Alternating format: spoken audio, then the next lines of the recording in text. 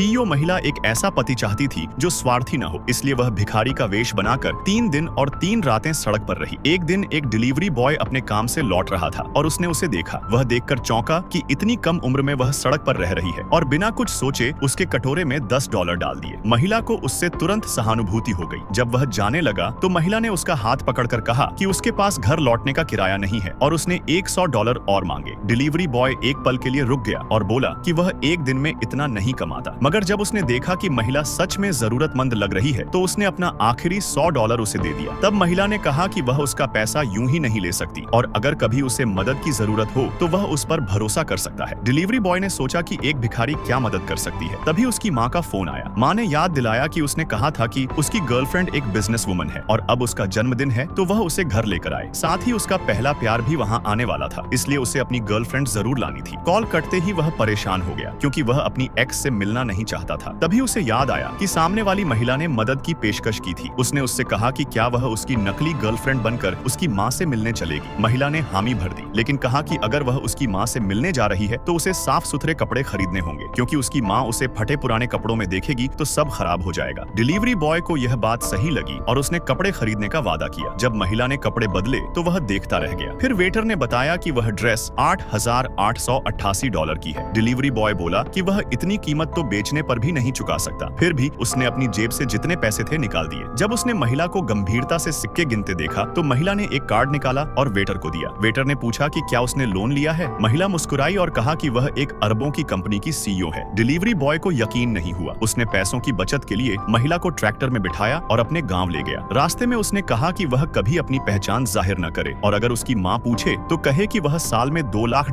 कमाती है और उसे सुअर काटना और भेड़ के मांस की हड्डी अलग करना आता है। फिर उसने उसे एक नकली विवाह प्रमाण पत्र दिया और दोनों घर पहुंचे। माँ ने बहू को देखकर खुशी जताई और उसकी अच्छी कदकाठी देखकर कहा कि वह 8 पोते देगी। तभी एक्स गर्लफ्रेंड वहाँ पहुंची और बिना कुछ कहे $5,000 का लिफाफा दिया और एक लग्जरी कार माँ को भेंट की। वह बोली, अब आप बाजार गाड़ी से जा सकेंगी, और कहा कि अब हम एक ही परिवार बनेंगे। लेकिन दूसरी महिला को देखकर उसने पूछा कि यह कौन है। डिलीवरी बॉय बोला कि यह उसकी नई गर्लफ्रेंड है और वे शादी कर चुके हैं। एक्स गुस्से में चिल्लाई कि वह उसे कैसे छोड़ सकता है, जबकि वह भी एक कंपनी की मैनेजर है। माँ ने समझाने की कोशिश की और कहा कि उसकी नई बहू शहर की बड़ी बॉस है। एक्स ने हंसते हुए कहा कि उसने कभी उसे किसी बिजनेस इवेंट में नहीं देखा। फिर उसने महिला से पूछा कि उसकी कंपनी का नाम क्या है। महिला बोली कि वह ज्यादा मीटिंग्स में नहीं जाती। यह सुनकर एक्स को लगा कि वह कोई छोटी कंपनी की मालिक है और वह उसे अपमानित करने लगी। उसने डिलीवरी बॉय से कहा कि वह तुरंत तलाक ले और उससे वापस रिश्ता बनाए, क्योंकि अब वह साल में $1 मिलियन कमाती है और उसके पूरे परिवार को लग्जरी जिंदगी दे सकती है। तभी कुछ लोग वहाँ पहुँच गए